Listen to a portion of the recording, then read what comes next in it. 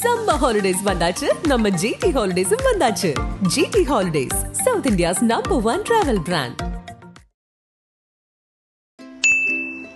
உலகத்துக்கே ஒளி கொடுத்த தாமஸ் ஆல்வா எடிசனுடைய பிறந்த நாள் தான் இன்று. 1847ஆம் ஆண்டு அமெரிக்காவில் இருக்கக்கூடிய ஒஹிஹோங்கிற மாகாணத்தில் இதே நாள் பிப்ரவரி 11ஆம் தேதி பிறந்தவர் தான் தாமஸ் ஆல்வா எடிசன். ஒவ்வொருத்தங்களுடைய வெற்றிக்கு பின்னாடியும் ஒரு பெண் இருப்பாங்கன்னு சொல்லுவாங்க. அதே போல தான் தாமஸ் ஆல்வா எடிசனுடைய வெற்றிக்கு பின்னாடி கண்டிப்பாக அவருடைய தாய் தான் இருந்தாங்கன்னே சொல்லலாம். தாமஸ் ஆல்வா எடிசன் மிகவும் சின்ன பிள்ளையாக இருந்தபொழுது ஸ்கூலில் அவருடைய ஆசிரியர் ஒரு லெட்டரை கொடுத்து, இந்த லெட்டரை யார்கிட்டையும் கொடுக்கக்கூடாது, உங்கள் அம்மா கிட்ட தான் கொண்டு போய் கொடுக்கணும்னு சொல்லி அனுப்புகிறாங்க. தாமஸ் ஆல்வா எடிசனும் அந்த லெட்டரை எடுத்துகிட்டு வந்து அவருடைய அம்மா கிட்ட கொடுக்குறாரு. அந்த லெட்டர் பிரித்து படித்த தாமஸ் ஆல்வா எடிசனோட தாயார் தேம்பி தேம்பி அழுக ஆரம்பிக்கிறாங்க. தாமஸ் ஆல்வா எடிசனும் ரொம்ப ஆர்வத்தோட அந்த லெட்டரில் என்ன எழுதிருந்துச்சு அப்படின்னு கேட்கும்பொழுது தாமஸ் ஆல்வா எடிசனுடைய தாயார் அந்த லெட்டரை மிகவும் வேகமாக படிக்கிறாங்க. உங்கள் பையன் மிகப்பெரிய புத்திசாலியாக இருக்காங்க, அவர்களுக்கு பாடம் சொல்லி கொடுக்குற அளவுக்கு சிறந்த ஆசிரியர் எங்கள் பள்ளிக்கூடத்தில் இல்லை, அதனால் இனிமேல் உங்கள் பையனை பள்ளிக்கூடத்துக்கு அனுப்ப வேண்டாம் அப்படின்னு கூறியிருந்ததா தாமஸ் ஆல்வா எடிசனோட அம்மா சொல்கிறாங்க. இதை கேட்ட எடிசனுக்கு மிகப்பெரிய சந்தோஷத்தில் துள்ளி குதிக்க ஆரம்பிக்கிறாரு. இதன் பிறகு அவருடைய அம்மா அவரை பள்ளிக்கூடத்துக்கு அனுப்பாமல் வீட்லேயே அவங்களே உட்காந்து சொல்லி கொடுக்குறாங்க. பின்பு தன்னுடைய கண்டுபிடிப்புகளால் உலகத்துடைய தலையெழுத்தையே மாற்றி கண்டுபிடிப்புகளின் தந்தை என போற்றப்பட்ட தாமஸ் ஆல்வா எடிசன் அவருடைய அம்மாவுடைய இறப்பிற்கு பிறகு அவங்களுடைய கபோர்டில் இருக்கிற அந்த லெட்டரை எடுத்து படிக்கிறாரு.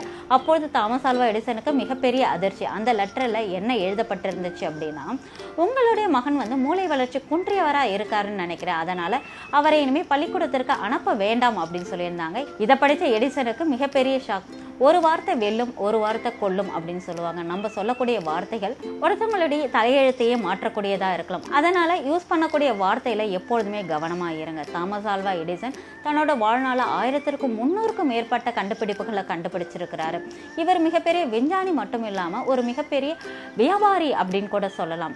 ஏன்னா இவர் கண்டுபிடிச்ச கண்டுபிடிப்புகளில் 1092 கண்டுபிடிப்புகளுக்கு பேட்டன் ரைட் வாங்கியிருக்காரு.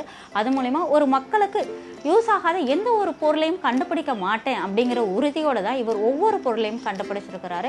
எப்படி தான் கண்டுபிடித்த பொருளை மக்களுக்கு கொண்டு போய் சேர்க்கிறது, அதை எப்படி பணமாக மாற்றுறது அப்படிங்கிறதுலையும் மிக தெளிவாக இருந்திருக்காருன்னு சொல்லலாம். இதனால் அவர் மிகப்பெரிய பணக்காரராக இருந்திருக்கிறாரு.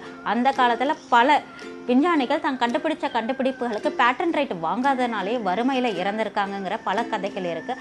அந்த கூட்டத்திற்கு மத்தியில் தாமஸ் ஆல்வா எடிசன் மிகப்பெரிய பணக்காரராக இருந்திருக்கிறாரு. தாமஸ் ஆல்வா எடிசனுக்கு சின்ன வயசுலேயே ஒரு நோயினால் காது கேட்கும் திறன் வந்து மிகவும் கம்மியாக இருக்குது. இதையும் அவர் பொருட்படுத்தாமல் ஒரு மூலையிலே ஒதுங்கி இருக்காமல் அவருடைய கண்டுபிடிப்புனால இன்னைய வரைக்கும் கண்டுபிடிப்புகளின் தந்தை அப்படின்னு போற்றப்படுறாரு. தாமஸ் ஆல்வா எடிசன் 1931ஆம் வருடம் அக்டோபர் 18ஆம் தேதி தன்னுடைய 81வது வயதில் இறந்து போறார். தாமஸ் ஆல்வா எடிசனோட நினைவாக அக்டோபர் 29ஆம் தேதி அமெரிக்கா முழுவதும் 1 நிமிடத்திற்கு மின்சார சேவை வந்து நிறுத்தி வைக்கப்படுது. தாமஸ் ஆல்வா எடிசனோட பிறந்த நாள அவரை பத்தின இந்த விஷயங்கள் உங்களுக்கு பிடிச்சிருக்கும்னு நினைக்கிறேன். அதனுக்காக நான் கவி பாரதி.